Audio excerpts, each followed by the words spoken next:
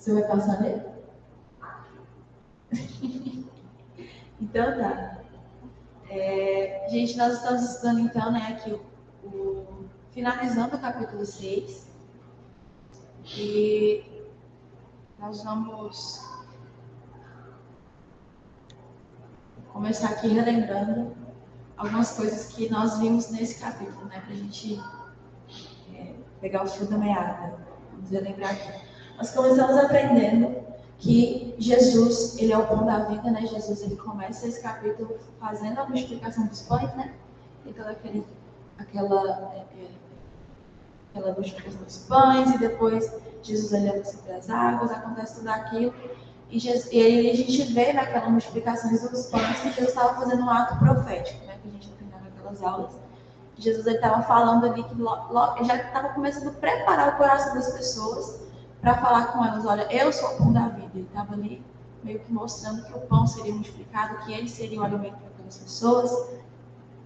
E nós fomos aprendendo ao decorrer dessas aulas, Jesus foi ensinando ali que ele é o nosso pão e nossa satisfação tem que estar nele. Então Jesus é aquilo que nos satisfaz, ele é aquilo que nos sustenta, né?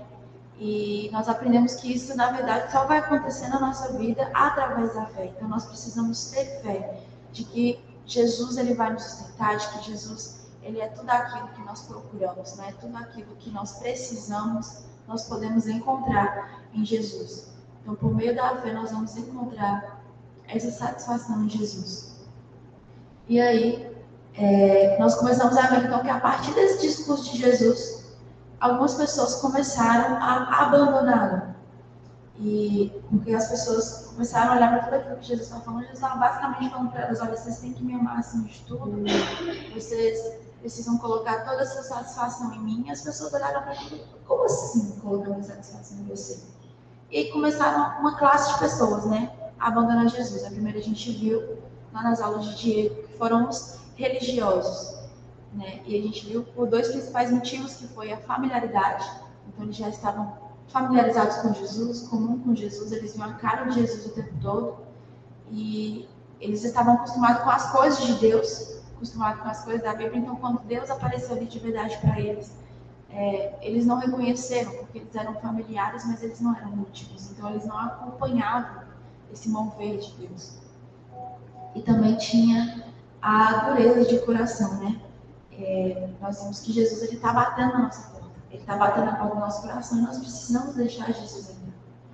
E algumas ações que a gente viu que a gente precisa fazer para romper, né, com essa familiaridade, romper com essa dureza de coração, foi que nós precisamos ser sinceros na nossa busca com Deus, nós precisamos investir tempo em oração, nós precisamos deixar que o relacionamento com Jesus ele atinja todas as áreas da nossa vida.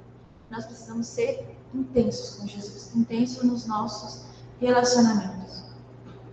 Então, nós começamos a ver outra classe de pessoas que abandonam Jesus, que foi o início da aula nossa na semana passada, que foram os discípulos.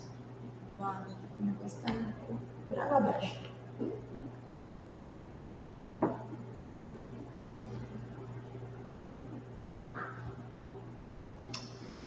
Os discípulos. E aí a gente vai ver aqui que esses discípulos estavam se referindo que eles abandonaram Jesus, não são os 12 apóstolos. Era uma outra classe de discípulos, né, de pessoas que eles acompanhavam Jesus mais de perto. Eram pessoas que acompanhavam Jesus pelos ensinamentos que ele dava. E eles não eram tão distantes que nem a multidão, mas eles também não eram íntimos que nem os apóstolos, os 12 apóstolos ali que estavam sempre com Jesus.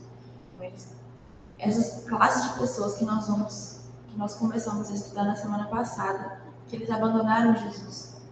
Então nós começamos a ver motivos, né? Por que essa classe de pessoas começou a abandonar Jesus? Nós vimos que estava tudo ligado a uma falta de arrependimento, né? O primeiro ponto aí, a dureza de coração, ela foi manifesta nessa falta de arrependimento, né? Porque Jesus estava ali falando para eles, dando aquele discurso sobre a crucificação, sobre comer dele, sobre beber dele para poder ter a vida eterna, né? Falando, ele meio que já expondo o que ia acontecer no futuro. Ele estava ali, nada mais nada menos falando sobre a vida eterna, né? Como que aquelas pessoas iam obter a vida eterna. que era o que eles tanto queriam, tanto que eles, se a gente voltar lá no versículo 15 desse capítulo 6, eles queriam, a multidão, né, aquelas pessoas, eles queriam proclamar Jesus rei a todos, ou seja, eles queriam o Salvador. E Jesus estava ali falando, eu sou o Salvador. Só que Jesus veio de um jeito diferente, veio de um jeito que eles não estavam esperando. E o que eles fizeram? Eles rejeitaram, eles foram duros de coração. Eles, como Jesus não estava revestido da forma como eles esperavam, eles rejeitaram. Trazendo isso para a nossa vida, nós precisamos prestar atenção, né, para que a nossa ideia de Deus não nos roube do Deus verdadeiro. Porque quando Deus verdadeiro aparecer, quando Deus vier falar algo com a gente não rejeite aquilo por causa de uma ideia já, uma ideia formada que nós temos na nossa cabeça de Deus. Então nós precisamos ter essa intimidade com Jesus e realmente acompanhar o que Deus está fazendo. Para que quando Deus aparecer, a gente não o negue, que nem aquelas pessoas estavam fazendo. Né? A gente não tem essa pureza de coração. Então, o pecado dessas pessoas ali, né, estava sendo manifesto em orgulho, né? Eles precisavam olhar para eles e falar, ok, o que eu estava pensando estava errado, e adotar aquilo que Jesus estava falando, né? Voltar para as escrituras, realmente escutar o que Deus estava dizendo, mas eles foram orgulhosos, eles foram duros de coração. Eles não abriram a porta para Jesus entrar. O segundo motivo que nós vimos foram os outros amores. A gente conversou na semana passada e a gente viu que, na verdade, todos os nossos pecados estão atrelados a um pecado principal, que é não amar a Deus acima de todas as coisas. Porque se eu amasse a Deus acima de tudo, por exemplo, se eu confiasse em Deus, se eu amasse Jesus acima de todas as coisas, se eu confiasse que, por exemplo, Ele é a minha satisfação na área sentimental, eu não ia ficar, eu não ia trair a minha esposa, não ia ter traição, não ia ter essa falta de confiança no cônjuge, não ia ter esse tipo de coisa, porque a gente ia confiar em Jesus. Se eu confiasse que Deus, Ele vai realmente me sustentar, que Jesus, Ele vai me sustentar financeiramente, eu não vou roubar. Então, assim, todas as nossas ações pecaminosas, de certa forma, elas estão atreladas, mostrando algo dentro do nosso coração, mostrando, poxa, eu amo algo acima de Deus. Tem algo que ainda eu estou apegado mais a esse outro amor do que Deus. Eu estou apegado mais ao meu costume, eu estou apegada a um vício, ou eu estou apegada a qualquer coisa que está tirando Deus ali de primeiro lugar. E todos nós passamos por isso, todos nós pecamos. Na Bíblia fala que aquele fala que não pega, ele é mentiroso. Então todos nós estamos em algum ponto da nossa vida amando mais alguma coisa do que amando Deus. E nós precisamos rever isso, porque amar outros amores foi um dos motivos que levou esses discípulos a abandonarem Jesus. E se a coisa vai estar para o meu lado, como é que vai ser? Eu vou abandonar Jesus também? Ou eu vou abandonar os meus outros amores? Porque a vida cristã, nós temos que... É uma caminhada, né? Não é assim, eu converti agora e automaticamente eu amo Deus acima de tudo na minha vida. Não, é uma caminhada. Eu vou aprendendo a amar a Deus. Eu vou aprendendo a amar. Então, isso que eu gosto muito de escutar que ela fala, né? Eu estou aprendendo a amar. Então, nós temos que aprender a amar a Deus, a amar Jesus acima de todas as coisas. E se nós não nos arrependemos desse pecado, de não amar a Deus acima de todas as coisas, nós vamos considerar as palavras de Jesus indigestas, que nem aqueles discípulos fizeram, né? Eles olharam para o que Jesus estava falando, não, isso aí não dá para engolir. E se a gente não se arrepender desse pecado, nós vamos agir que nem esses discípulos. E o terceiro ponto aí dessa falta de arrependimento é a mudança de conduta, né? Eles não queriam mudar suas práticas pecaminosas. Ou seja, eles olharam para o discurso de Jesus, olharam para a vida deles e falaram, não dá para abandonar isso que eu estou fazendo, eu vou ter que mudar de conduta. Então eles preferiram abandonar Jesus do que abandonar as práticas deles. Então isso se manifestou, né, a falta de arrependimento deles ali. Porque Jesus estava ali falando, o que Jesus estava falando e exigia uma mudança. E para essa mudança acontecer, nós vamos ter que abrir mão de muita coisa. Nós vamos ter que, por amor a Cristo, deixar Deus bagunçar a nossa vida. Isso não é fácil fazer. A gente não quer abrir mão da nossa vida. A gente não quer abrir mão dos nossos amores, daquilo que a gente está fazendo, das coisas que nós somos apegados. Isso é difícil. É difícil para todos nós. Mas nós temos que continuar caminhando. E por isso que a gente foi para outra parte, né? A gente começou a ver a cura para as nossas vidas. Poxa, aquilo ali, o discurso de Jesus estava manifestando o meu pecado, manifestando aquilo que eu preciso mudar. Eu preciso de cura. E qual é a cura que a Bíblia nos oferece? A primeira cura, né, que vai nos oferecer ali, o primeiro passo, né, é a gente reconhecer os nossos pecados, nos arrependermos dele, né? Então a gente viu que os 3 principais: orgulho, não amar a Deus acima de tudo, e a necessidade nossa de nós sermos transformados, né? Nós falamos com Deus, eu preciso ser transformado. Então esse é o primeiro passo. Então nós começamos a ver, né, que essa cura, a fonte de cura, ela só vai vir do Espírito Santo, né? O próprio Jesus falou: somente o Espírito da vida, a natureza humana não realiza coisa alguma. Só Deus, ele tem o poder de nos fazer permanecer. Só o Espírito Santo pode agir em nós e nos fazer amá-lo acima de todas as coisas. É só com a ação do Espírito Santo que nós vamos ser capazes de abandonar os nossos pecados. Por nós mesmos a gente não consegue. Eu não tenho força para largar o meu pecado. Vocês não têm força para largar o pecado de vocês por conta própria. Nós precisamos da ação do Espírito Santo na nossa vida. E Jesus estava falando, né? Eu sou o pão. Jesus estava falando, nós estudamos, né, um pouco atrás, lá na mulher samaritana. Jesus, ele oferece para a gente água viva.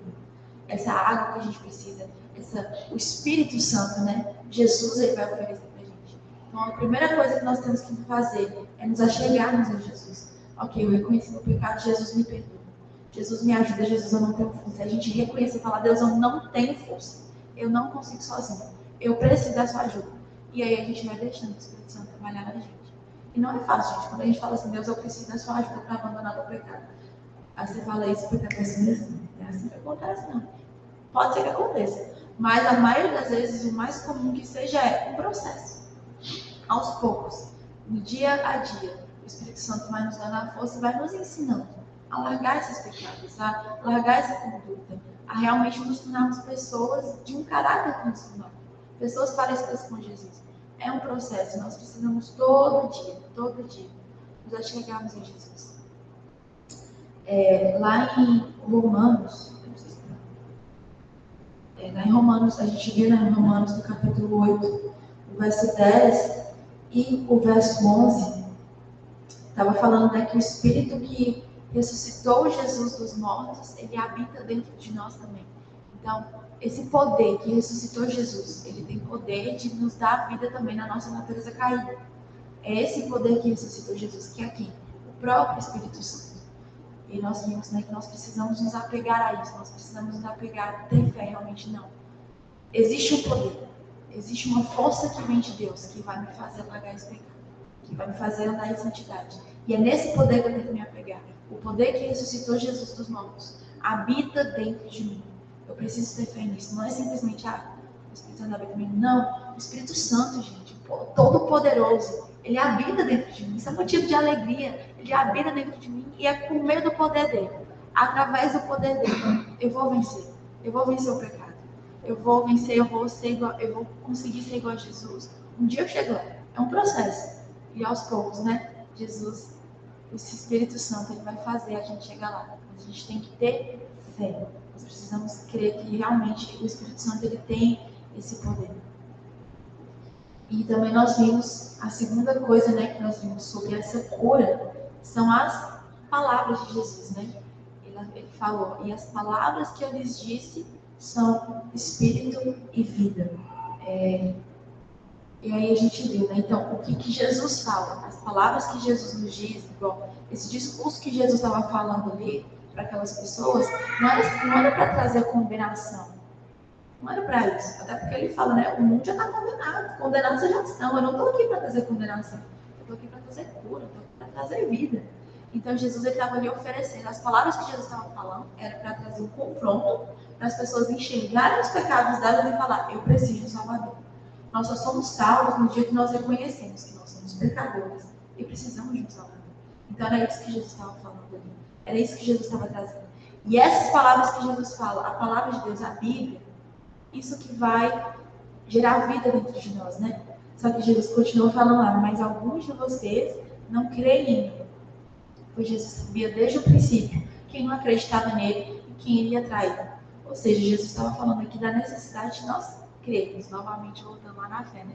Nós precisamos ter fé nas palavras de Jesus. ter fé, porque se eu não tenho fé no que Jesus está falando, eu não tenho fé naquilo que ele está dizendo, né, que ele vai gerar vida, de que ele vai me curar, de que existe uma possibilidade de eu viver uma vida mais santa, eu vou acabar traindo Jesus. Eu vou acabar largando ele. Eu preciso ter fé nas palavras que Jesus me disse. Essas palavras de Jesus, elas precisam ser acompanhadas de fé. Né? E aí a gente viu...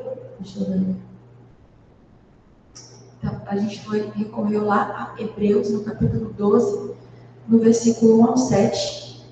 Nós vimos, né, o que vai fazer a gente permanecer. Ela estava falando para a gente manter os nossos olhos fitos em Jesus, né, para abandonar o pecado. A gente vê em várias... Paulo, ele fala, né, nas cartas dele, combati o bom combate da fé, o justo viverá pela fé. Ou seja, a gente vê que a nossa vida cristã é uma caminhada de fé, uma caminhada que eu vou aprendendo a ter fé. Então, hoje eu tenho a minha fé inicial, né? Eu creio em Jesus hoje, eu tenho fé que Jesus é meu Salvador. Aí, a partir de amanhã, eu começo a ter fé em Jesus para algo a mais. Então, amanhã eu vou começar a crer que Jesus, ele vai me ajudar no meu pecado. E a partir disso, é uma caminhada, né? Eu vou confiando mais em Deus, eu vou convivendo mais com Deus, eu vou conhecendo mais Jesus, né? A gente confia em quem a gente conhece. Então, à medida que eu vou conhecendo mais Jesus, eu vou confiando mais nele. E fé é justamente essa questão, né? Fidelidade. Eu creio na fidelidade de Deus, eu creio que ele é fiel. Então, quanto mais eu conheço Jesus, mais eu creio na fidelidade dele. E mais eu olho para ele e creio, não, aquele que começou a boa obra em mim, ele vai terminar. Nós vimos, né, na necessidade eu preciso manter os meus olhos fixos em Jesus. Por quê? Porque ele é fiel para terminar a boa obra que ele começou em mim. E Pedro, ele entendeu isso, né, nas falas aí de Pedro, quando Jesus pergunta: vocês não vão me abandonar também, né? Jesus pergunta para os 12. Jesus fala: para quem nós iremos? Tu tens as palavras de vida eterna. Tu tens, nós cremos e sabemos que és o Santo de Deus. Então, Pedro, ele entendeu que só a partir de Jesus ia vir a cura que ele precisava. Era a partir de Jesus que ia vir a palavra que ele precisava para ser corrigido, para conseguir permanecer. Porque a gente está falando aqui de permanência, né? Ou eu permaneço em Jesus, ou eu abandono. Como que eu vou permanecer? Hebreus fala: olhos fitos em Jesus. Eu preciso olhar para Jesus. Porque se eu olhar para o meu pecado, eu vou cair. Se eu olhar para a minha força, tudo que vai acontecer é uma culpa. Eu vou olhar para mim e falar: nossa, eu sou pecadora, o que eu faço aqui? Eu não consigo agir certo, eu vivo caindo nos mesmos pecados. E se eu continuar olhando para mim, continuar olhando para a minha força, eu nunca vou sair desse sério. Eu nunca vou conseguir caminhar na fé, eu nunca vou conseguir progredir no meu relacionamento com Deus, eu nunca vou conseguir progredir em santidade, porque eu não consigo sozinho. Eu vou olhar para mim e tudo que vai acontecer eu vou ficar presa no lugar onde eu estou, porque eu não consigo sair daqui. Então eu preciso olhar para Jesus. Jesus, ele é o autor e consumador da nossa fé. Amém. Ele tanto produz a fé em nós, quanto ele consuma a fé em nós. Ele vai fazer permanecer. Tem outra versão que fala, cadê o texto? Que Jesus, ele é o líder e aperfeiçoador da nossa fé. Então Jesus, ele vai consumando, ele vai aperfeiçoando a nossa fé. E o segundo ponto que a gente viu foi que Deus disciplina os seus filhos. Então, quando Jesus fala tudo aquilo, né, a gente vai para a palavra de Deus, a gente se depara com o nosso pecado, isso, na verdade, é um motivo de alegria. Não, Deus está me corrigindo por quê? Porque Deus me considera filho dele. Né? Os pais, eles corrigem os seus filhos, por quê? Porque eles os amam. Deus, os pais, eles querem ver os filhos no melhor caminho. Ele quer ver os filhos fazendo as coisas certas, e Deus é da mesma forma. Ele quer ver a gente no caminho certo, ele quer ver a gente aperfeiçoado, ele quer ver a gente vivendo uma vida santa. E é por isso que ele nos corrige. Então nós temos que ter alegria. Se Deus está me corrigindo, se a palavra de Deus está me confrontando, é porque Deus me considera filho dele. Ele está me corrigindo, me dando uma oportunidade de mudar. Então nós precisamos ter esses olhos, né? Que as palavras de Jesus, como os discípulos falaram, né? Duras são essas palavras. Por mais que elas sejam duras, elas são com amor. É para minha correção. É porque Deus me ama. E essa foi a revisão. A gente acabou aqui na semana passada. E aqui hoje eu queria continuar com vocês, porque, olha para vocês verem, 3 versículos, três versículos vão falar sobre a palavra aqui, né? Duras são essas palavras, quem pode suportá-las? As palavras que lhes digo é espírito e vida. depois fala, tu tens as palavras de vida eterna. Ou seja, nesse pequeno trecho aqui que nós lemos, de 12 versículos, a palavra, repete 3 vezes. Então, é uma coisa importante. E eu queria mergulhar com vocês um pouco nessa questão de a palavra gerar vida em nós, né? A palavra de Deus.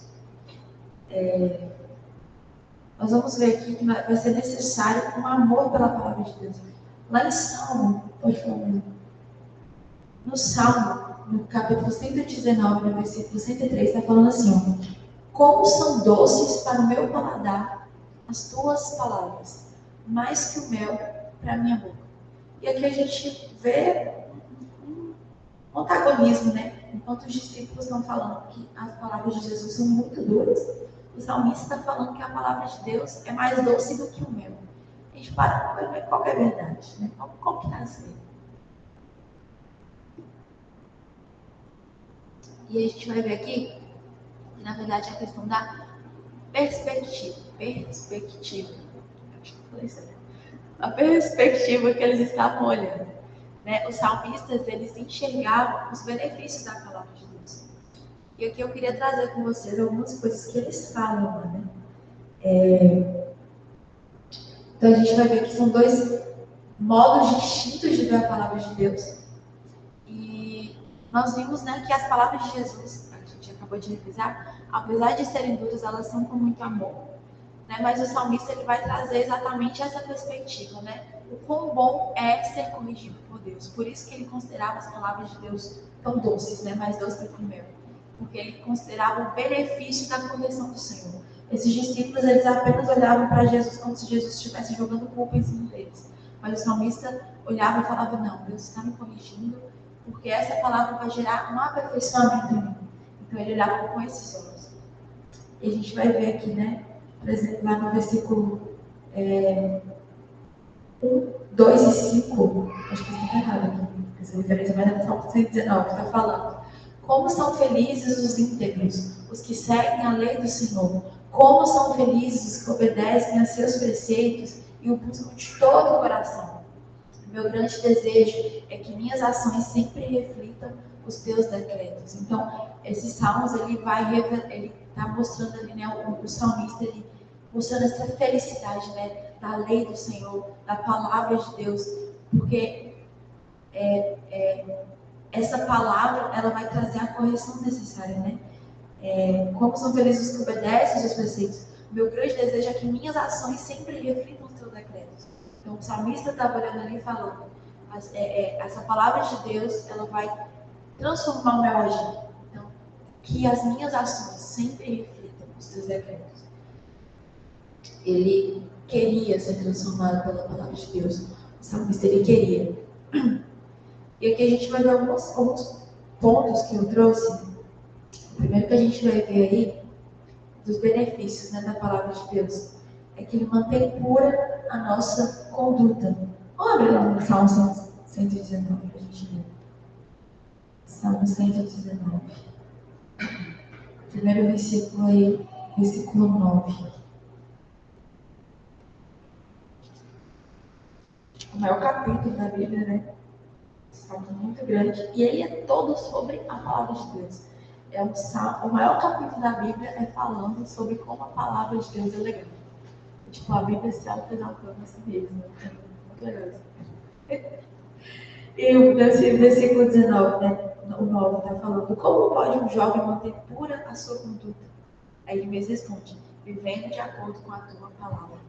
Então aqui, né, o primeiro benefício que esse salmo vai trazer para a gente é que a palavra de Deus, ela vai manter pura a nossa conduta, né? Está falando de jovem aqui, mas todos nós somos jovens, né? De 0 a 150 anos, todos somos jovens. Então, se a gente, como que eu vou fazer tanta santidade, não sei o quê, aqui a Bíblia está respondendo, né? Vivendo de acordo com a tua palavra. O segundo ponto que a gente vai ver aqui, no versículo 10, nos livra de pecar contra Deus. Está falando aí, né? Eu te busco de todo o coração. Não permitas que eu me desvie dos teus mandamentos.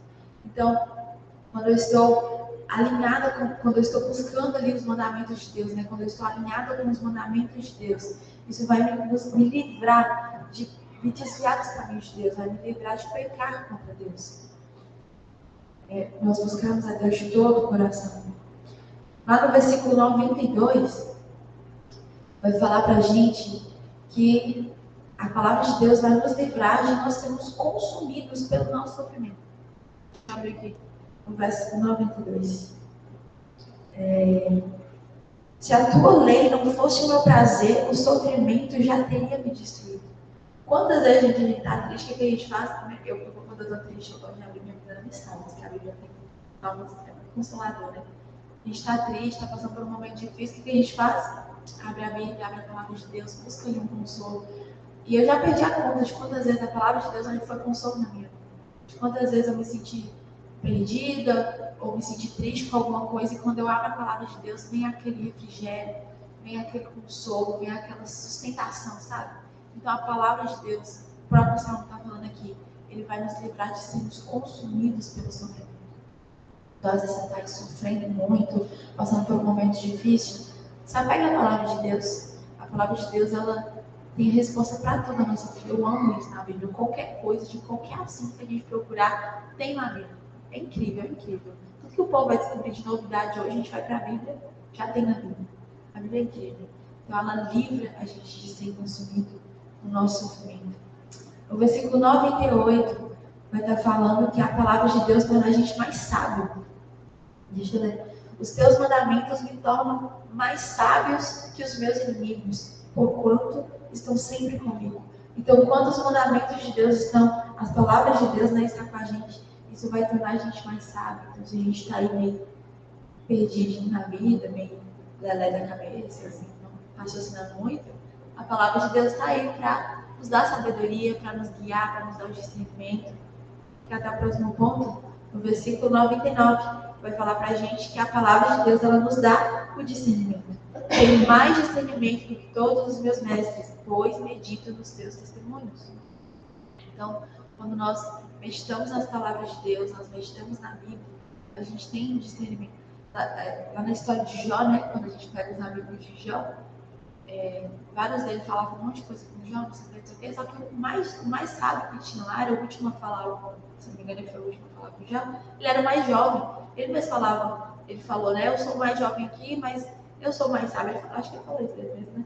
Eu sou mais sábio. Por quê? Porque ele meditava em Deus, ele tinha essa proximidade com Deus. Então, mesmo que a gente seja jovem, mesmo que a gente não sejamos mais, não, eu estou vendo João aqui, né? João é um jovem, um adolescente. João ele pode ser muito mais sábio do que muita gente mais velha. Por quê? Se ele mergulhar na palavra de Deus, ele tem essas chances de ter mais discernimento, de ter mais sabedoria, porque é isso que a palavra de Deus nos proporciona. Sabedoria e discernimento. E próximo ponto aqui, coloquei mais um, é direção de Deus para nós. Está lá no versículo 105, né? Tão famoso versículo. A tua palavra é lâmpada que ilumina os meus passos e luz que clareia o meu caminho. Então, a palavra de Deus, ela vai ser o nosso guia, ela vai iluminar o nosso caminho. Então, aqui eu coloquei alguns pontos, poucos pontos, como eu falei com vocês, esse Salmo 119, ele é todo sobre a palavra de Deus. Eu estava até contando, ele é dividido em 22 partezinhas. Aí eu vou colocar de tarefa para vocês. Os próximos 22 dias, vocês vão ler o Salmo 119. Mas, é sério, para poder criar um amor pela palavra de Deus. Porque se a gente, olha o quanto, são pouquíssimos versículos que a gente pegou aqui, olha o tanto de benefício, fora os outros que tem durante todo esse salmo aqui, que vai estar falando para a gente, né? O que a palavra de Deus vai produzir em nós, os benefícios que a palavra de Deus vai gerar na nossa vida. Então a gente precisa se apegar a isso. E às vezes a gente tem preguiça, né, de ler a Bíblia. A gente fica, eu tenho que ler a Bíblia. Eu tenho que ir para o culto estudar a palavra. Meu Deus, escola bíblica, que preguiça, queria dormir. Mas essa palavra que vai gerar vida em nós precisamos aprender a criar um amor, a criar um gosto de não é a palavra de Deus e ter aquele momento de devocional do dia e meditar a palavra de Deus. A gente tem que ver o benefício disso e ver quanto que isso é gostoso, quanto que é bom ser transformado pela palavra de Deus. Por isso que o salmista fala que a palavra de Deus era mais doce do que o mel. Porque ele via que é a palavra de Deus que era capaz de gerar transformação na vida dele, a transformação que ele precisava. Então a diferença, né, entre o salmista e os discípulos era essa perspectiva. Eles olhavam e falavam, não, Deus está falando isso, está doendo, está machucando, mas é para gerar vida, é para gerar transformação. E quando nós tivermos esse olhar, nós também vamos ter mais gosto pela palavra de Deus. Então, que a partir de hoje, nessa precisa nossa oração, Deus, que a tua palavra não seja para mim mais doce do que mel. E aí, o que eu falei aqui, né, dessas 22 partezinhas, talvez seja uma forma legal de você, da gente começar a criar um gosto, né, pela palavra de Deus. Não, eu vou ler uma partezinha dessa por dia, durante 22 dias. Isso vai fazer a gente criar um amor pela palavra de Deus, enxergar os benefícios, né? A gente acorda de manhã, amanhã segunda, você vai acordar segunda-feira e vai ler como são felizes os que andam em caminhos irrepreensíveis, que vivem conforme a lei do Senhor. Como são felizes os que obedecem aos seus estatutos, de todo o coração buscam. Então você lê aquilo ali, medita sobre aquilo durante o dia, e na terça-feira você vai lá e continua lendo. Como pode o jovem manter a sua conduta? Vivendo de acordo com a tua palavra. Então, para a gente criar esse amor, sabe? É uma alternativa que eu estou oferecendo, não estou brigando, tá, gente? Mas é uma alternativa, talvez você tenha, não, eu quero criar esse amor pela palavra. O Salmo 19, ele é todo focado nisso. Então, a gente possa meditar nele, né? Meditar mais nesse Salmo, e enxergar esses benefícios da palavra de Deus. Agora, voltando lá para o nosso texto. Né, nós vamos ver então quem abandonou Jesus. Os religiosos, né, nós vimos pela familiaridade, pela dureza de coração, e os discípulos, os dois principais pontos que nós vamos ver aqui, porque eles abandonaram Jesus foi a falta de arrependimento e a perspectiva errada quanto à palavra de Deus. Então, se nós não temos um olhar correto para a palavra de Deus, para aquilo que Deus está nos falando, é possível que a gente abandone Jesus quando as coisas apertarem. Porque a palavra de Deus é para gerar correção. Se eu não vejo isso com amor, se eu não vejo isso com os olhos de fé, eu posso acabar me afastando do Senhor, carregado pela culpa, carregado pela... Não, isso é muito difícil de fazer. Mas se a gente olhar para a Bíblia, é um padrão muito alto de ser seguido. A Bíblia é um padrão de conduta, um padrão de santidade, que é muito difícil de realmente da gente acompanhar. Mas eu preciso ter a perspectiva correta. Eu preciso olhar para a palavra de Deus e entender, não, eu estou caminhando. Estou caminhando em fé. Estou aprendendo a amar a Deus. Estou aprendendo a ter fé em Deus. Estou aprendendo a amar a palavra de Deus. A gente precisa olhar com a perspectiva correta para a gente permanecer em Jesus. E aqui, voltando um pouco mais para o nosso texto, nós vamos ver alguns versículos aqui que a gente não falou deles ainda, né? Eu batizei de a provocação.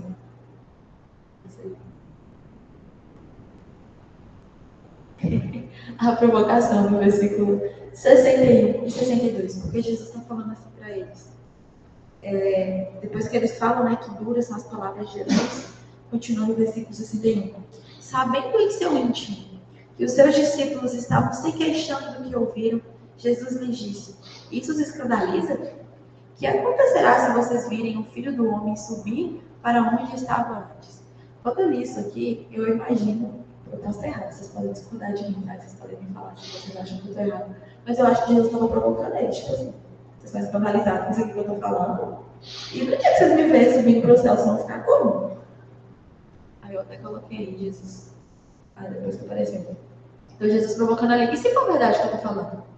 E se realmente aconteceu o que eu estou falando? E se eu realmente for o pão da vida? E se eu realmente for Deus? Se eu realmente for o Messias? Vocês vão continuar escandalizados? Aí eu vou passar mais um. Não vou te falar que Jesus não fala isso, não, tá? Isso é uma interpretação. Escandalizado você vai ficar quando você for subir para o céu. É assim que você vai ficar escandalizado. Então, eu vi aqui meio que Jesus ele provocando o racional dos discípulos, né? Porque se for verdade, uma coisa que Diego até falou aqui pra gente algumas vezes, né? Porque se isso for verdade, se isso não for verdade, ok, não for verdade, eu vou morrer, não vai acontecer mais nada, eu vivo uma vida legal, né? Porque quando a gente vive de acordo com a palavra de Deus, a gente tem paz, a gente vive uma vida de alegria, nós vivemos uma vida que nós buscamos ser pessoas melhores. Então, viver uma vida legal, eu gosto da minha vida como cristã, eu morri e não vai acontecer nada. Mas se for verdade, e eu não estiver condizente com a palavra de Deus, aí não, eu vou lascar. Aí eu me ferrei, amigos e amigas, Estevão Ferreira. É mesmo, gente. Então, se for verdade, eu vi ali meio que Jesus provocando o intelecto daquelas pessoas, né? Porque às vezes nós vamos precisar tomar uma decisão mais racional. Nós vamos precisar olhar para isso e falar, não, ok, mas se isso aqui for verdade, o que vai acontecer comigo? Então, Jesus, ele estava ali provocando, né? Às vezes, então, é necessário a gente começar a agir racionalmente. E com o tempo, a gente vai deixando que essa fé cresça. Então, por exemplo, a gente está estudando sobre satisfação, né? E vamos supor que tem uma área da minha vida que eu não tenho uma fé suficiente para crer que Jesus vai me satisfazer naquela área. Só que, racionalmente, a Bíblia está me falando que ele é. Então, o que eu vou fazer? Eu vou me chegar a Deus e falar, Deus, olha, a tua palavra está me falando que você vai me satisfazer. Vou pegar o Salmo 23, né? A gente está no Salmo 23. Senhor, meu passado não me faltará. Só que a minha fé não é suficiente para eu crer que realmente nada vai me faltar. Só que a Bíblia está me falando. Então, o que eu vou fazer? Eu vou, em oração, falar, Deus, a tua palavra está me falando que o Senhor é meu pastor, que nada me faltará. Só que eu ainda não tenho fé, Deus. Eu ainda não consigo crer nisso. Então, eu preciso, Jesus, que o Senhor crie essa fé. Então, racionalmente, eu vou me chegar a Deus. Racionalmente, eu vou olhar para a situação e falar, não, o Senhor é meu pastor, nada me faltará. E aos poucos, essa fé vai crescendo, eu vou me aproximando de Jesus e eu vou deixando essa fé estar dentro de mim. Às vezes a gente não vai ter a fé mesmo necessária, não, para poder agir de acordo com a palavra de Deus. Então, eu preciso ir racionalmente e ser sincero com Deus. Eu tenho aprendido sobre isso, ser sincero. Deus já sabe de tudo, Deus já está com o seu coração, Ele sabe o que você está pensando. Não adianta tentar ser maquiar essas palavras durante que você está orando, porque Deus sabe sua real intenção enquanto você está falando aquelas palavras. Não adianta, Deus só simplesmente é sincero. Deus, eu estou pensando nisso, isso, eu estou achando isso, eu estou com raiva. Eu sei que uma vez eu orei, porque Deus, eu estou com raiva de você. E acontece, e Deus simplesmente ele vem com amor, ele vem e corrige, ele mostra a realidade das coisas, e ele vai corrigindo a gente, porque não adianta, eu estou com raiva, aí eu chego a Deus e falo, Deus, isso é lindo, maravilhoso, como eu chamo. Não, agora eu estou com raiva, eu vou falar o que com Deus? É o seguinte, eu estou orando, eu estou com raiva. Não queria estar orando, e Deus ele sabe, e é muito melhor a gente ter essa sinceridade com Deus, isso é intimidade. Se eu tenho intimidade com uma pessoa, eu vou chegar e falar, olha, o que você fez, eu não gostei. Tá acontecendo isso e isso, você falou tal coisa comigo, eu tô pensando nisso e isso, e aí? É isso mesmo. Só claro que Deus é diferente, né? Porque quando a gente estiver com raiva, a gente tá errado sempre. Né? Sempre a gente tá errado. Então a gente pode falar que tá com raiva e a gente pega e fala, então, Deus me ensina certo, porque eu tô errada, né? Eu sei que eu tô errada. Então, essa questão, né, da gente ir com essa sinceridade, né? E irracionalmente, ok, se a palavra está me falando isso, eu vou seguir e pedir a Deus para me dar a fé necessária, para me dar o amor necessário, para agir corretamente, porque eu preciso da fé, né? E aí a gente, olhando para isso, a gente vê o nosso próximo ponto aí, que vai ser a nossa dependência de Cristo. Por quê? Jesus estava falando ali, né? E se for verdade tudo isso? E se eu realmente for Messias? E o dia que vocês me virem subindo aos céus, o que vocês vão fazer? E aí, lá no versículo do 63, né, até o 65, ele vai falando sobre essa necessidade de nós mantermos os nossos olhos nele, né, que a gente já viu. O Espírito que vai gerar vida, a palavra de Deus que vai gerar vida. Então, se eu não tenho a fé necessária hoje para crer que Jesus é o meu Messias, para crer que Jesus é o meu Salvador, o que eu vou fazer? Eu vou olhar para Cristo e falar, Deus, eu preciso. O Espírito Santo precisa da ação do Senhor na minha vida. Eu preciso que o Senhor gere essa fé em mim. Eu preciso que a tua palavra me renove. Eu preciso de ser transformada e realmente crer no que o Senhor está me falando. Essa dependência de Cristo que nós vamos ter. Jesus estava falando ali de salvação, ele estava falando sobre a fé em Jesus, ele estava falando sobre o poder do Espírito Santo. Então, se eu ainda não tenho essa fé, eu preciso me achegar a Jesus e entender que eu dependo dele. Ele mesmo está falando aqui no versículo 65, fala, e prosseguiu.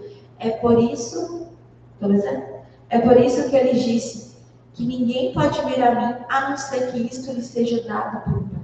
Então, aqui o próprio Jesus está falando. Você por você mesmo, você não vai crer. Você por você mesmo não vai crer que eu sou o Messias, que eu sou o Salvador, que eu sou o Contador. Deus que vai produzir isso em nós. Então, aqui está falando sobre a nossa dependência de Cristo. Nós precisamos olhar para Jesus, nós precisamos permanecer, como a gente falou, né, os olhos fitos em Jesus, aí a fé vai ser gerada. Então, primeiro eu vou me achegar aqui, né? A gente está sendo confrontado. Então, racionalmente eu vou me chegar a Jesus e falar: Deus, a tua palavra está me falando que eu preciso manter os olhos do Senhor, que o Senhor é a minha salvação. Então eu estou aqui, Jesus, eu estou me aproximando. E deixar realmente Deus entrar dentro de nós e produzir a mudança necessária, nos convencer do nosso pecado e essa fé que vai ser gerada. Porque é Deus que vai gerar isso em nós. Não é nós, não. O dom de amar a Deus, a força de permanecer até o fim, tudo isso vai vir de Deus. Minha mãe, ela tem uma frase que ela fala assim: dá honra a quem tem honra. Aí eu coloquei: dá glória a quem tem glória. Por quê? Porque Jesus estava falando aqui, né, que é bem de Deus, eu preciso dar a glória a Deus. Né, que Jesus estava falando sobre uma questão de a glória devida a Deus. Né? Tudo que ele estava falando aqui, né? É por isso que eu lhes disse que ninguém pode vir a mim, a não ser que isso seja dado pelo Pai. Então, é Deus que vai produzir isso em mim. Então, quando eu tenho essa consciência de que é Deus que vai produzir isso em mim, eu estou agindo corretamente, dando a glória para Deus. Depois eu começo a agir, falando: não, eu sou bonzona demais, eu sou uma pessoa muito boa, eu creio em Deus, eu vou na igreja, eu faço isso, eu faço aquilo. Nossa, eu parei, estava falando, pega tal coisa, eu não pego tal coisa, olha como eu sou boa. Isso a gente está fazendo o quê? A gente está olhando para nós mesmos e dando glória. Estamos dando glória a nós mesmos. O que está errado. Então, quando Jesus fala que isso vem de Deus, é simplesmente a gente ter o olhar correto. É para a gente ter o olhar correto sobre tudo isso e ver: não, isso vem de Deus. Esse poder vem de Deus. A santidade vem de Deus. Deus, é Jesus que vai produzir essa santidade em mim, essa fé em mim. Então, é dar a glória a quem tem glória. De Deus é a glória. A gente tem que dar essa honra a Deus, essa glória a Deus. Né? Nossa dependência de Cristo. E continuando aqui, nós vamos ver agora sobre Judas Iscariotes. Que o nosso texto estava falando, né? Cadê? Jesus estava falando já, né, que ele sabia quem ia traí-lo. Versículo 70. Jesus respondeu: não fui eu que escolhi os 12, todavia um de vocês é o diabo. Ele fala, né? Ele se referia a Judas, filho de Simão Iscariotes, em que, embora fosse um dos 12, mais tarde haveria de traí-lo. Então, essa questão de Judas, eu fiquei um pouco curiosa dela, porque tem aquela história lá, né, de que Judas, ele traiu Jesus, ele traiu Jesus porque ele queria fazer Jesus virar rei, e ele queria que Jesus reagisse ali. Tem essas histórias, né? Só que quando eu fui para a Bíblia, eu não achei um versículo para realmente embasar isso. Eu fui pesquisar sobre Judas e tem várias teorias sobre Judas, tem algumas coisas históricas. Só que quando a gente pesquisa, tem alguns pontos diferentes, assim, alguns historiadores apresentam uma coisa, outras pessoas apresentam outras. Aí tem uns pontos, né, que nem esse que a gente falou, né, que Judas ele entregou porque ele queria fazer Jesus virar rei. Você tem que dar uma volta, uma manobra assim, de versículos, na teologia, para realmente chegar a essa conclusão. Então eu não quis me ater nisso, mas se vocês tiverem curiosidade, eu aconselho, vai lá no YouTube, colocar Judas Iscariotes, apresenta um monte de vídeo, fala umas coisas. É legal a gente saber, né, a questão histórica das coisas. Mas aqui hoje a gente vai ver alguns pontos que a Bíblia deixa claro, deixa óbvio pra gente que realmente foi isso que aconteceu. A primeira coisa que a gente vai ver aqui sobre Judas é que ele foi enviado por Jesus. Como assim? Lá no capítulo 10 de Mateus, a gente vai ver que Jesus, ele comissiona os discípulos, né? Ele envia os discípulos de 2 em 2 para aqueles discípulos e dá autoridade para eles expulsarem os demônios e curar os doentes. E Judas, ele estava nesse meio. Judas, ele fez parte, ele, se eu não me engano, ele foi da dupla com Simão, o Zelote lá. Eles foram juntos, não me lembro qual eles foram enviados, mas eles foram e Judas, ele recebeu essa autoridade para expulsar demônios e curar doentes. E aí o que a gente vê disso? Judas, ele fazia parte dos 12 ali, né? Então ele testou os milagres, ele tinha ali a autoridade que ele recebeu de Jesus. A gente vai ver também que Judas, como os outros discípulos, ele passou esses 3 anos, né? 3 anos e meio ali com Jesus. Ele ouviu dos ensinamentos de Jesus, ele viu milagres, ele presenciou sinais e maravilhas, ele expulsou o demônio, ele curou o doente. E no final de tudo, ele traiu Jesus. A Bíblia deixa isso claro para a gente. Então, o que aconteceu aqui? Judas, ele era o crente perfeito. Ele estava ali perto de Jesus o tempo todo. Ele viu o milagre, ele expulsou demônios. A gente vê uma pessoa expulsando demônio hoje. O que a gente vai? No mínimo, a gente vai achar, nossa, essa pessoa é muito crente. Nossa, essa pessoa é muito de Deus. A pessoa expulsou demônio? Meu não, a pessoa curou o paralítico andando. Essa pessoa é muito de Deus, ela está cheia de Espírito Santo. Judas fez isso. Judas fez isso. E, só que ele acabou atrás de Jesus. Então, o que a gente conclui com isso? Nas pesquisas que eu estava fazendo, uma pessoa até falou que quando a gente olha para os evangelhos, Judas, ele nunca chamou Jesus de Senhor. O tempo todo ele só olhava para Jesus, ele chamava Jesus de Rabino, né? Rabino, não sei o que é Rabino, que é Rabino. Então, Judas, ele enxergava Jesus como um professor. Né? E tem também lá falando, né, que eles acreditam que Judas, não sei se eu vou falar isso, Judas, ele era escriba, então ele tinha conhecimento, tanto que ele era o tesoureiro do grupo, ele sabia mexer com essas coisas, então ele tinha conhecimento. Então ele olhava para Jesus como um professor. Ele olhava para Jesus, ele não via Jesus como realmente o Senhor da vida. Ele estava ali no meio, ele caiu no mesmo problema lá dos líderes religiosos. Ele era familiar de Jesus, mas ele não conhecia o coração de Jesus. Por mais que ele estava ali perto, ele estava ali no meio dos 12, ele presenciou tudo aquilo, o coração dele não foi transformado. Ele não deixou Jesus entrar no coração dele de verdade. Ele não deixou ser transformado pelo Espírito Santo de verdade. A gente vai ver que, além de nós estarmos próximos de Jesus, nós trabalharmos, né, dentro da obra, dentro do reino, a gente precisa de verdade conhecer Jesus. É de verdade deixar Deus entrar no meu coração e deixar que Ele transforme a minha vida. Eu acho que o problema de Judas ali foi que realmente ele não deixou Deus transformar, porque na hora do vamos ver, na hora que ofereceram para ele as 30 moedas de prata, ele trocou Jesus facinho. Por quê? Porque o coração dele não estava transformado. Então, assim, eu creio que Jesus ali, ele deu a oportunidade, né? Jesus, ele teve a oportunidade. Ele ficou tão perto de Jesus, ele podia ter sido transformado. E às vezes a gente fica assim, né? A gente vê pessoas anos e anos dentro da igreja, pessoas que às vezes até estão envolvidas na obra de Deus, às vezes elas estão ali por perto, e às vezes ela pode até manifestar isso aqui, né? A pessoa fala em línguas, a pessoa ela cura os doentes, ela profetiza os negócios que acontecem, mas se ela não tiver realmente o coração transformado, na hora do vamos ver, ela vai trair Jesus.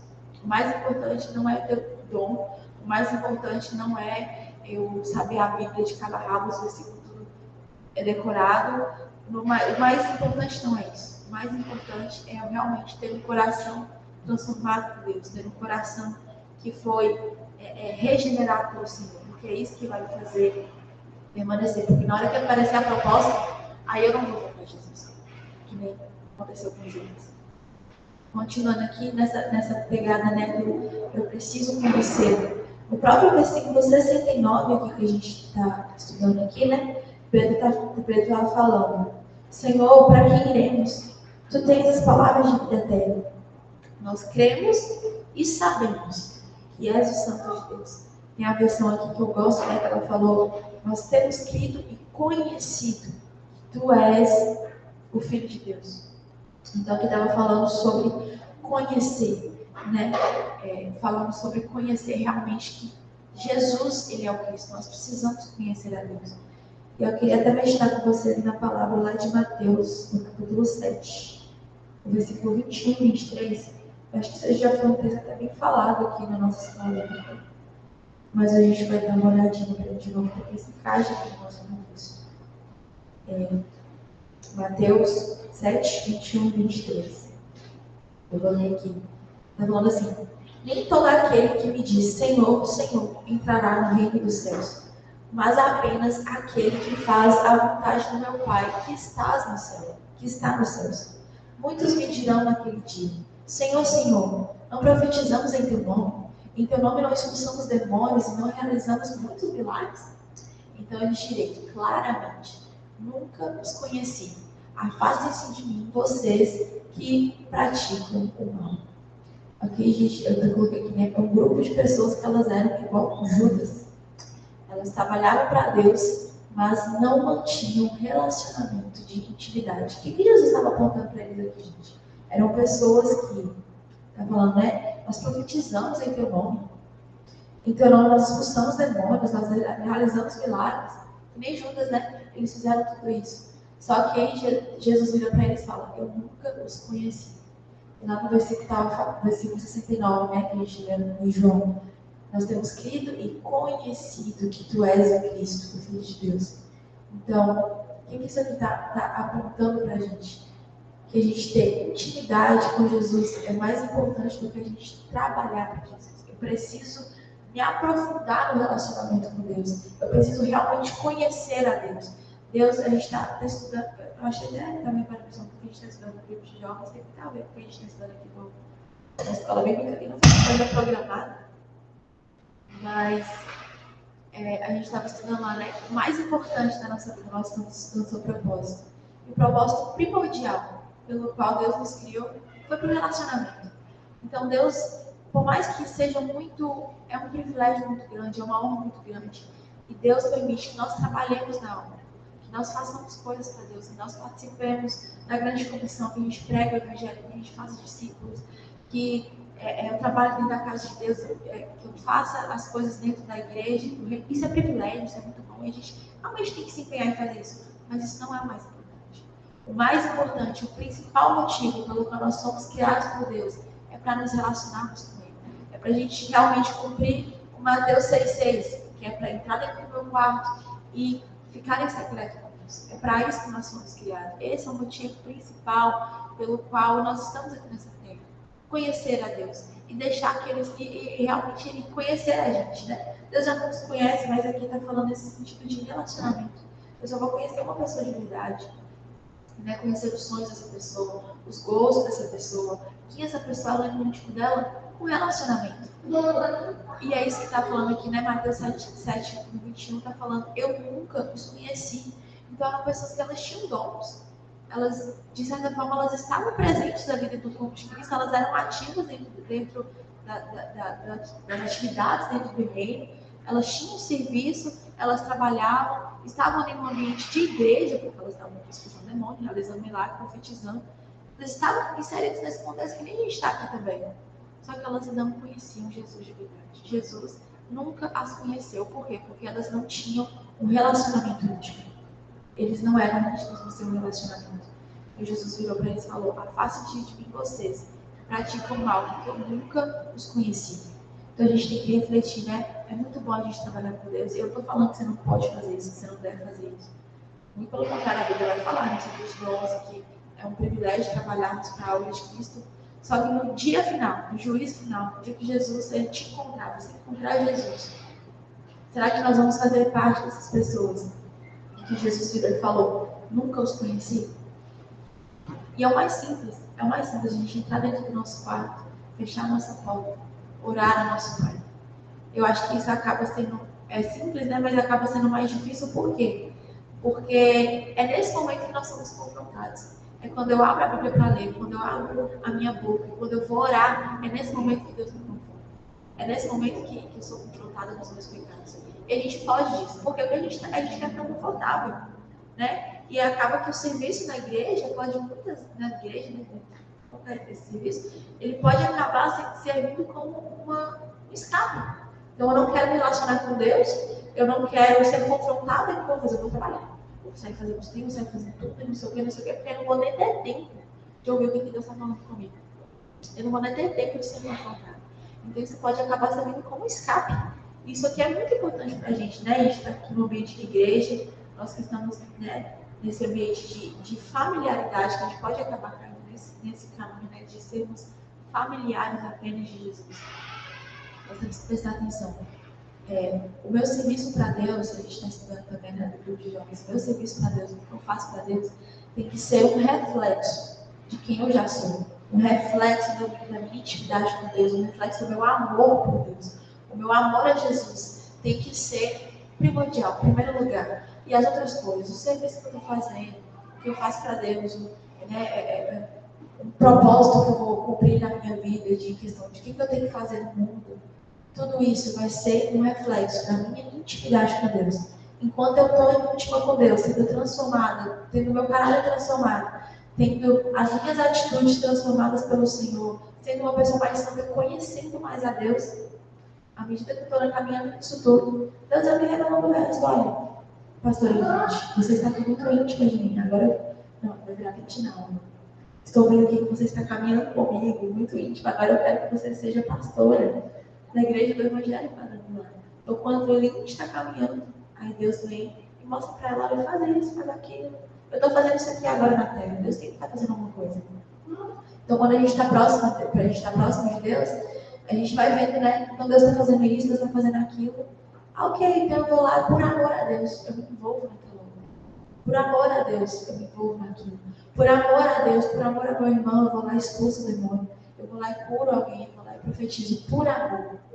Não é por fazer, não é para ter um resultado. A gente estava falando isso ontem. E para o céu, gente, a gente ficou muito assim, eu preciso ser santa para quê? Para poder ir para o céu. Eu preciso trabalhar na igreja para quê?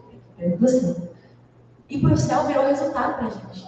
Só que o céu, na verdade, é de onde a gente veio. O céu não é... Ninguém está indo para o céu, a gente vai voltar para o céu. O céu é a minha origem. Então, quando eu estou fazendo a obra de Deus, isso, na verdade, está refletindo quem eu já sou. Está refletindo o lugar de onde eu vim. É que nem eu estou falando, né? Eu vou escrever um mandamento para um tipo de animal. Eu vou escrever lá. Primeiro mandamento. Lá. Segundo mandamento. Você vai abanar o rabo quando você estiver feliz. Terceiro mandamento, você vai chorar e pedir comida. Eu preciso fazer esses mandamentos para o cachorro? Não, ele já faz naturalmente. Por quê? Porque a natureza dele é quem ele é. Então, eu, ser humano, quando eu filho de Deus, eu sou filho de Deus, né, verdadeiramente, a minha boa conduta não é para ter um resultado, a minha boa conduta é resultado já de quem eu já sou, da natureza que está em mim.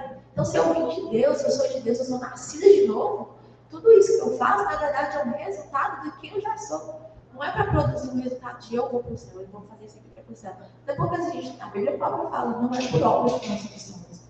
É a graça de Deus. As minhas obras, elas vão denunciar quem eu já sou. Elas vão denunciar que eu nasci de novo. Então, é disso que a gente está falando aqui, né? É preciso conhecer. Então, meu principal objetivo, meu principal anseio vai ser conhecer Jesus. Nascer de novo, ser íntimo de Deus, ter o Espírito de Deus dentro de mim. E as outras coisas vão vir depois. As coisas vão vir depois. Então, para a gente terminar aqui, né? Foi o terceiro motivo. Quem abandonou Jesus? Os discípulos, eles abandonaram Jesus por não se arrependerem de seus pecados, porque eles tiveram uma perspectiva errada quanto à palavra de Deus e pela falta de intimidade. Então, nós precisamos olhar aqui, né? Essas duas classes de pessoas, tanto os religiosos quanto os discípulos. Será que eu me encaixo em alguma dessas coisas? Será que eu sou apenas familiar de Jesus? Será que meu coração está duro? Será que eu tenho andado em não arrependimento? Será que eu estou olhando para a palavra com uma perspectiva errada, com peso, com culpa, ao invés de fazer que nem um salmista, né? Olhar como uma oportunidade de transformação de vida? Será que eu estou faltando intimidade com Deus? Será que eu estou vivendo uma vida só para ter resultado? Porque se for isso, gente, isso está revelando na verdade que talvez a minha natureza não seja divina. Talvez eu não tenha nascido de novo de verdade. Porque se eu nasci de novo de verdade, essas coisas elas vão fluir com naturalidade.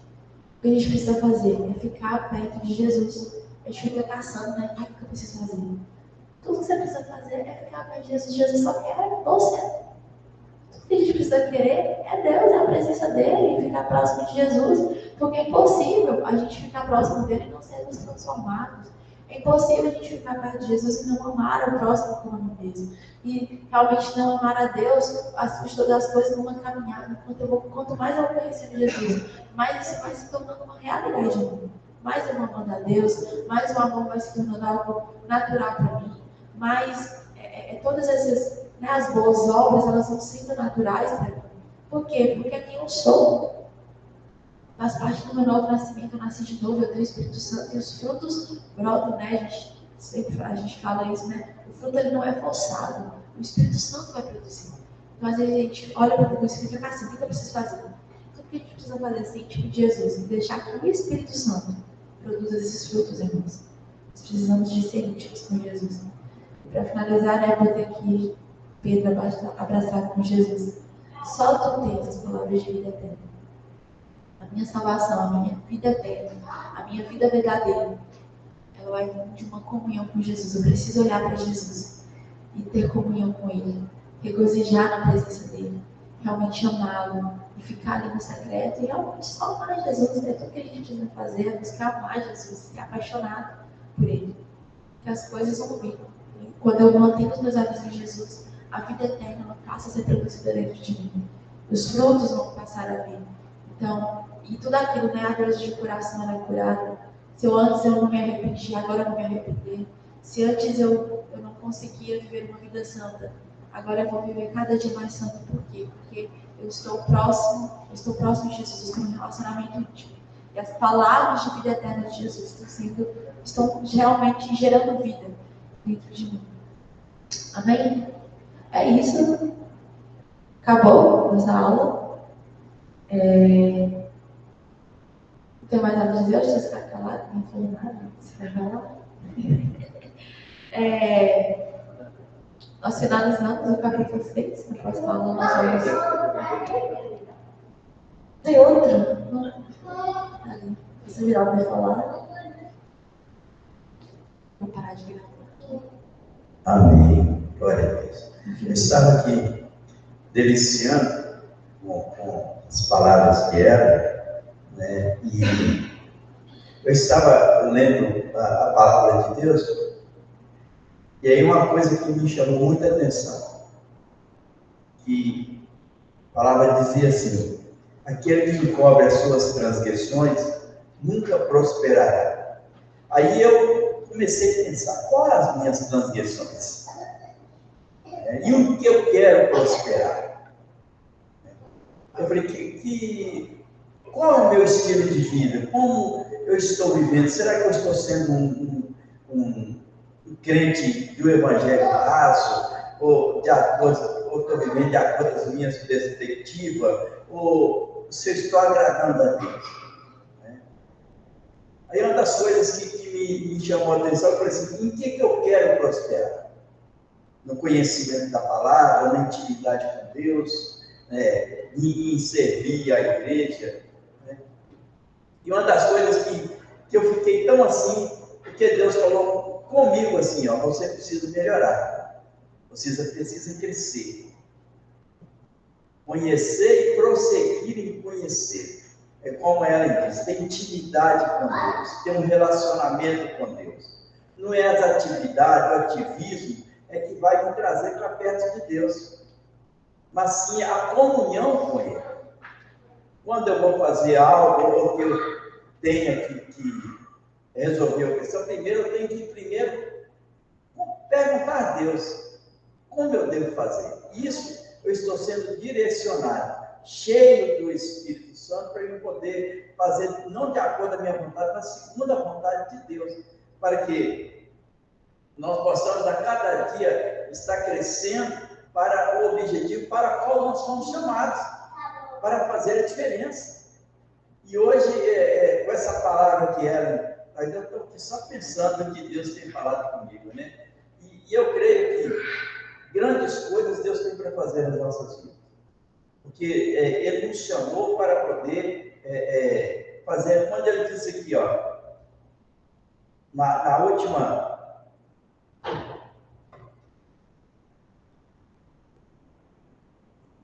Diz assim, não vos escolhi eu o número de 12, contudo um de vós é diabo. Dos 12, um era diabo. Né?